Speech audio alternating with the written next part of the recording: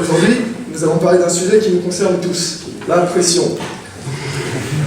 La pression, le stress, est surtout présent sur notre lieu de travail, en entreprise ou à l'école, lorsqu'on a des examens, des délais à rendre ou un délai à respecter. Ou comme moi ici, où je crois que je vais devoir changer de pantalon juste après. La bière en pression, elle, qu'elle soit brune ou blonde, est souvent dégustée lors de moments en ami, en détente en fin de journée ou lors de soirées plus ou moins arrosées. La bière, l'alcool, est un moyen de s'amuser, de décompresser, étymologiquement, de diminuer la pression. De plus, comme disait Benjamin Franklin, la bière est la preuve indéniable que Dieu nous aime et veut nous voir heureux. Nous sommes donc confrontés à ce problème. Cette pression, doit-on la boire ou la subir? Par cette question, nous pouvons en comprendre d'autres. Faut-il se mettre la pression ou se mettre à la pression? Ou bien, boire la pression pour l'évacuer, est-ce vraiment la solution?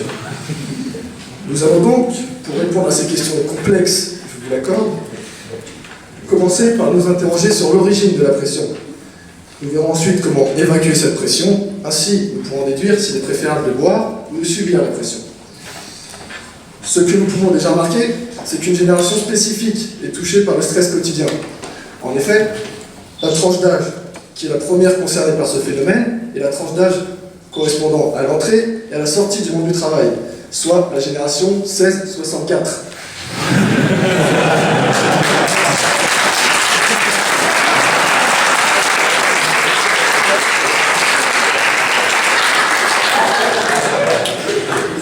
C'est donc particulièrement sur cette génération que nous attarderons.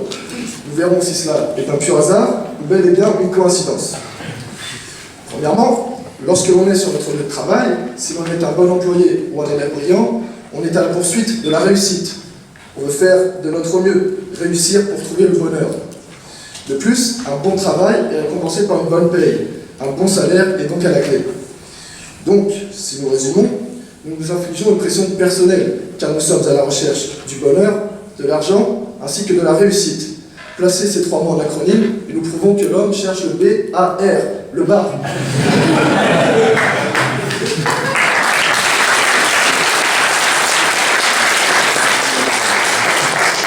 Si l'homme atteint cet objectif, il peut avoir une existence abondante.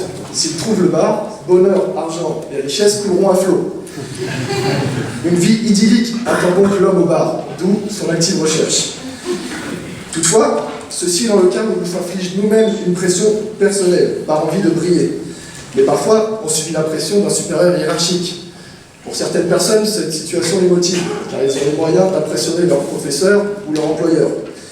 Pour d'autres, néanmoins, cette pression infligée est ressentie comme du bizutage. En effet, on les force à faire des choses dont ils ne sont pas forcément fiers.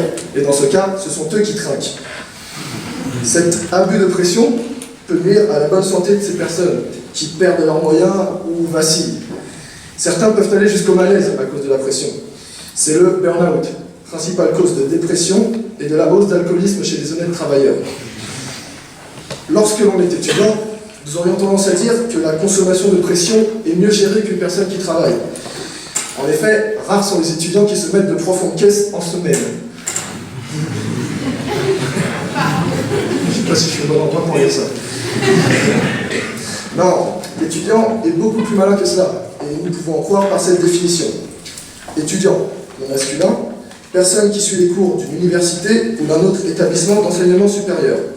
Dort la semaine, vit de jour entre vendredi soir et dimanche matin, se nourrit exclusivement de pâtes ainsi que de liquides inconnus, ne descendant pas en dessous d'un degré d'alcoolémie égal à 6,5%, soit celui de la Desperados ou encore d'un léger whisky coca.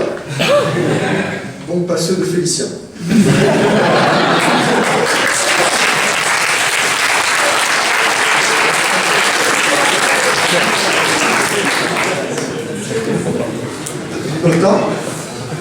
Ayant malheureusement les poches vides, l'étudiant s'en remet souvent à ses parents pour l'achat de ses boissons, sous prétexte d'en avoir besoin pour l'achat de diverses fournitures scolaires.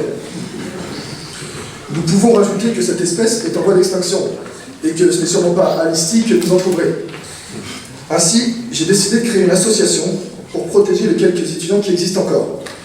Vous pourrez reverser des fonds pour qu'un groupe d'élèves dont je fais partie puisse se réunir dans une salle d'études appelée le Royal Vélizy. Nous aurions aussi besoin d'argent afin d'acheter quelques fournitures scolaires. Je vous remercie d'avance, on compte sur vous.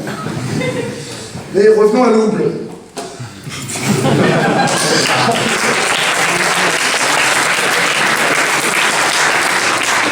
Faisons maintenant un peu de chimie, car on est dans une école d'ingénieurs, ce qui nous aiderait à comprendre pourquoi l'alcool serait un refuge. Nous connaissons une formule capable de calculer la pression. Elle s'applique habituellement au gaz, mais elle fonctionne aussi pour les vapeurs d'alcool. Cette formule est P égale nRT sur V. Étudions ces différents éléments. Ce que nous cherchons à définir, P, est bien sûr la pression que l'on subit chaque jour au travail, en entreprise, à l'école. V, en dénominateur, est le volume d'alcool que l'on ingurgite. En numérateur, nous avons les autres variables N, R et T que nous allons appeler les variables néfastes. Avec N, le nombre de noms reçus par votre patron lorsque vous lui demandez une augmentation. R, le rendez-vous de la journée qui s'est encore mal passé. Et T, le travail en trop qu'on va encore me rendre trop tard.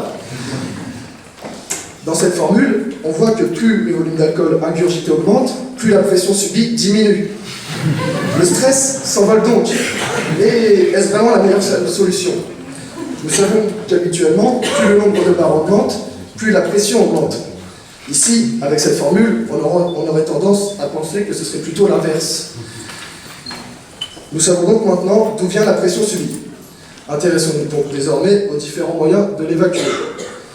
Une des premières solutions, qui est une des meilleures, est de ne pas rester seul, d'oublier le travail avec une personne qui nous rassure. Si l'on est en couple, rien ne vaut le réconfort de notre conjoint, se retrouver dans les bras de sa belle blonde, aux cheveux à l'odeur de houblon, pleine de joie de vivre et de pétillance. Lorsque nos lèvres entrent en contact avec elle, que l'on sent son envie de vous aider, il faut en profiter autant que l'on peut, et ressentir ce que signifie vraiment être ivre d'amour.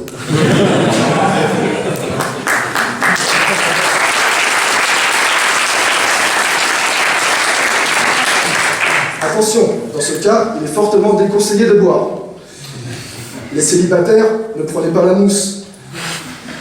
Ne noyez pas votre solitude dans l'alcool. Ça n'est et ne sera jamais la solution.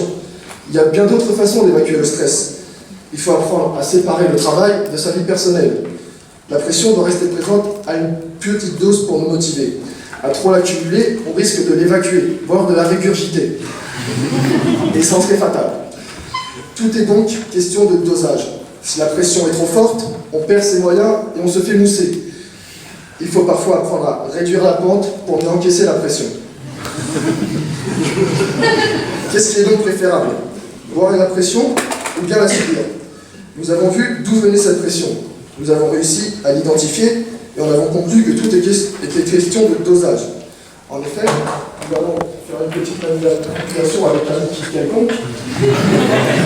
Excusez mon idée.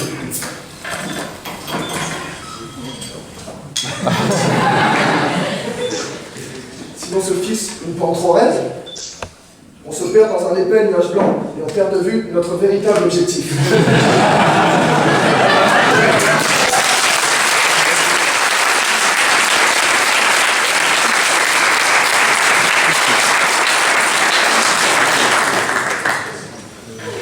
Ensuite, nous avons vu plusieurs moyens d'évacuer cette pression, en appuyant sur le fait que l'alcool n'est jamais la solution pour effacer son stress, et ne fait que le masquer.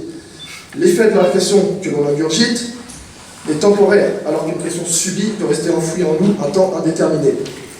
De plus, à trop forte dose, l'une des deux peut ressortir par là où elle est entrée, ce qui est fort désagréable, d'après des articles que j'ai lus, évidemment.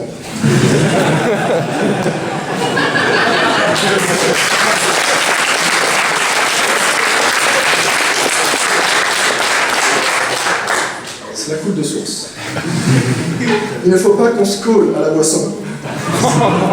Sinon, on désespère et on se met tout le monde à dos.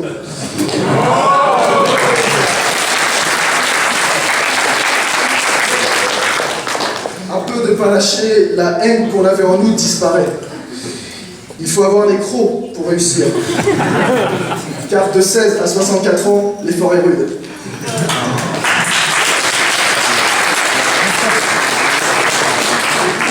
Et laissez-moi vous dire. Toute personne subit la pression différemment. Toute personne la voit à son rythme. L'important est de toujours s'amuser, de profiter, tout en restant dans les limites de la bienséance. C'est ce juste mélange entre abus et fermeture d'esprit que l'on doit agiter afin de savourer un cocktail d'une incroyable saveur. Quant au fait d'être un peu ivre, de passer pour un imbécile lorsque l'on est éméché, je dirais qu'il vaut mieux être saoul que con, ça dure moins longtemps.